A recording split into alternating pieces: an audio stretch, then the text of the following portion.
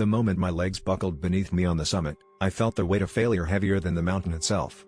Just hours before, I was scaling the peak with the determination of someone who believed the view at the top would change everything. But as I lay there, the biting cold seeping through my clothes, I realized that the mountain had other lessons to teach. It wasn't the altitude that had defeated me, it was my own expectations, the pressure to conquer rather than experience. As I began my slow, painful descent, each step felt like a betrayal of my ambition. But it was halfway down, sitting on a rocky outcrop with the world sprawled out beneath me, that clarity began to seep in. The view from there was breathtaking in its own right, a patchwork quilt of forests, rivers, and valleys, each with its own story to tell.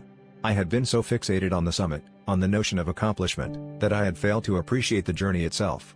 Every step, every misstep, had its own value, had taught me resilience, patience, and humility.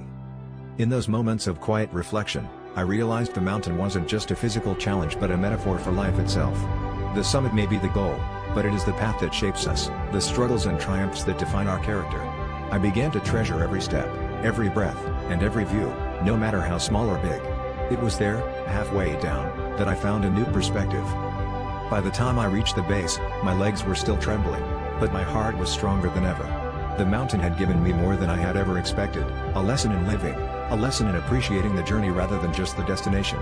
And as I looked back at the looming peak, I knew I'd return one day, not to conquer it, but to walk it with gratitude and wonder, step by step.